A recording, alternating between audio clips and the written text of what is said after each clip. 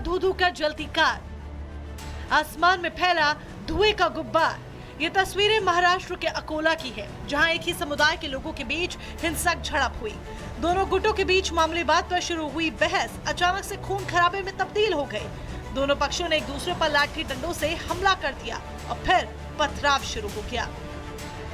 इतने में भी गुस्सा नहीं थमा तो गुस्साए लोगों ने घर के बाहर खड़ी कार आग के हवाले कर दी। बताया जा रहा है मारपीट में दोनों गुट के करीब 6 लोग घायल हो गए हैं। इसमें से एक शख्स की हालत गंभीर बनी है। विवाद की सूचना के बाद मौके पर पहुंची पुलिस ने मामले को शांत करवाया, जबकि घायलों को इलाज के लिए अस्पताल पहुंचाया गया। फिलहाल विवाद की वजह का खुलासा नहीं हो सका है, जबकि इलाके में तनावपूर्ण शांति बनी है। हालात फिर से ना बिगड़े, इसके लिए पुलिस फोर्स इलाके में मुस्तैद है। कुछ लोगों को हिरासत में लेकर पुलिस पूछताछ में जुट गई है। Bureau report, Republic Bharat. Republic Bharat और आपके साथ मैं हूं विवेक। आज जिस खबर पर सभी तरफ चर्चा हो रही है वो खबर ये है कि पूर्व डिप्टी सीएम मनीष सिसोदिया के ऊपर चोरी के आरोप लगे हैं और ये आरोप पटपड़गंज सीट से नवनिर्वाचित विधायक ने लगाए, रविंद्र नेगी ने लगाए हैं। पहले शराब कांड में जेल गए, उसके बाद सीट बदलकर चुनाव लड़े, उसके बाद मनीष सिसोदिया हार जाते हैं, लेकिन उनकी मुश्किलें यहां भी कम नहीं होती। एक मुश्किल और खड़ी होती है जब उनके ऊपर गंभीर आरोप लगते हैं कि हमारे पीछे जो दफ्तर है, कैंप हाउस ऑफिस, वहां पर चोरी के आरोप लगते हैं कि कुर्सियां उन्होंने गायब कर ली, टेबल गायब कर ली, एसी गायब कर लिए और पंखे गायब कर लिए। पहले रिपोर्ट देखिए।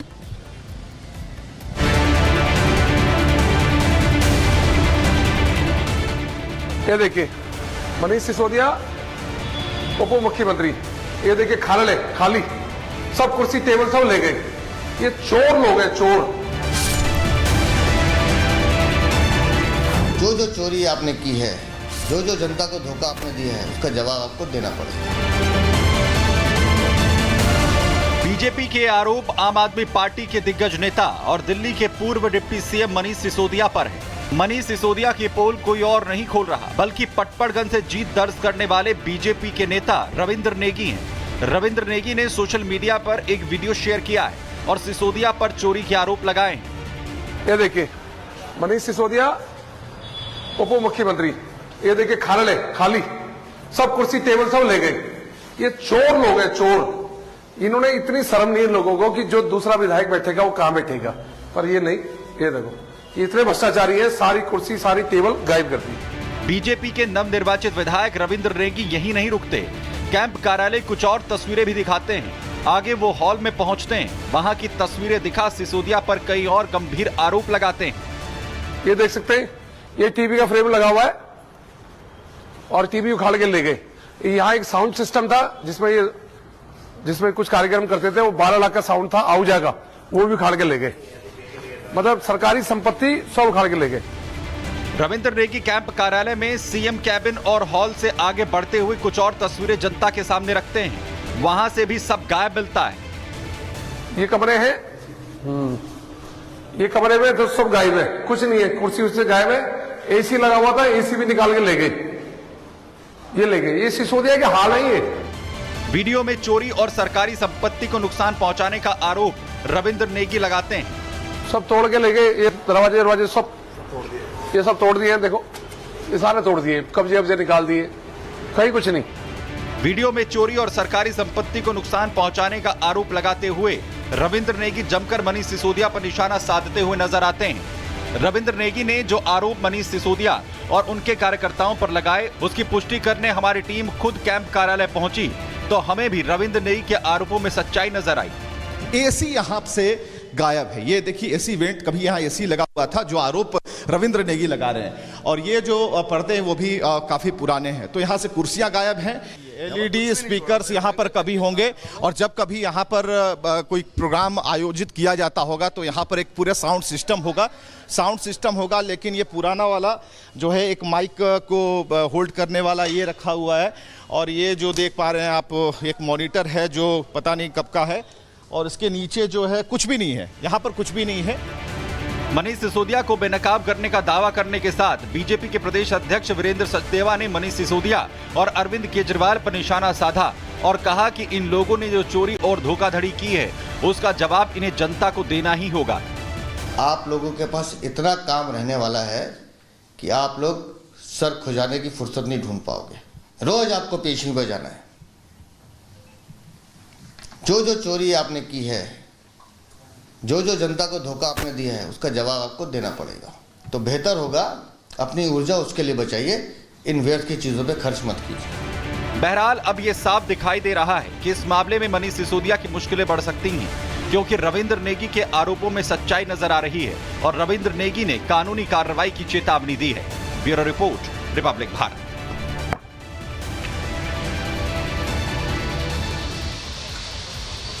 तो बात इस रिपोर्ट से आगे निकल जाती है। रविंद्र नेगी आज 10 बजे करीबन पहुंचते हैं और हमारे साथ इस पूरे कैंप कार्यालय को घुमाते हैं और सबसे बड़ी बात कि हर उस दरवाजे तक वो जाते हैं जहां से कुर्सियां गायब थी। जब हमने विशेष बातचीत की है वो भी हम आपको सबसे पहले दिखाते हैं कि रविंद्र नेगी का क्या कहना है और किस तरीके से रिपब्लिक भारत की टीम को एक्सक्लूसिव तरीके से उन्होंने एक एक कोना दिखाया है इस दफ्तर का।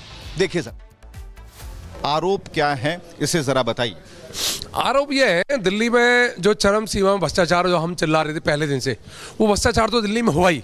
शराब की दलाली भी हुई, शीश महल घोटाला भी हुआ और PWD घोटाला भी हुआ, क्लासरूम घोटाला भी हुआ, जल बोर्ड घोटाला भी हुआ।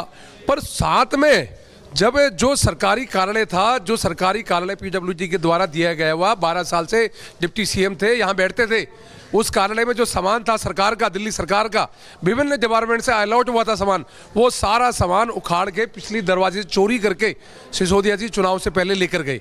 इसमें कुर्सियाँ थी जनता के बैठने के लिए, इसमें सोफे लगे थे जनता के बैठने के लिए, वो सब चोरी करके ले गए। इसमें एक बड़ा LED लगा था, बहुत बड़ा LED, वो चोर के ले गए करीबन 4 लाख की लागत में। इसमें आउजा का साउंड सिस्टम था, जब मीटिंग होती थी 300-400 लोगों की, तो साउंड सिस्टम लगा था 10-1 लाख रुपए का, वो चोरी करके ले गए। और इसमें बहुत सारे पंखे लगे हुए थे, वो चोरी करके ले गए। स्प्लिट AC लगे थे, विंडो AC लगे थे, सब चोरी करके ले गए। इनको शर्म नहीं आई। जैसे यूपी में जो इनके हितैषी हैं, जो इनके लिए वोट मांगने आते हैं, अखिलेश यादव, जो टोटी चोर के बाद अगर कोई चोर निकला दिल्ली में, सोफा चोर, पंखा चोर, और तो और एडजस्ट फैन जिसकी कीमत सिर्फ 500-600 रुपये कीमत, वो भी तक चोर के ले गए। इनको शर्म नहीं आई। और 2-3 दरवाजे लोहे के, वो भी तक उतार के ले गए। इनको शर्म आनी चाहिए। अगर आप इस 12 साल में आपने सरकार का सामान यूज करा, तो आपका फर्ज बनता था कि आप PWD मंत्रालय को हैंड ओवर करते, ये सामान लिस्ट बना के हैंड ओवर करते, ये सामान विभिन्न मंत्रालय से आया है, आप वापिस करिए। और उसके बाद उनकी मर्जी होती है हमें देते नहीं देते, पर कम से कम सरकारी संपत्ति में आपने जो नुकसान पहुंचाया, इसके लिए आप पे सीधा FIR दर्ज भी होनी चाहिए और आपको जवाब देना पड़ेगा आखिरकार ये सरकारी संपत्ति क्यों नुकसान किया।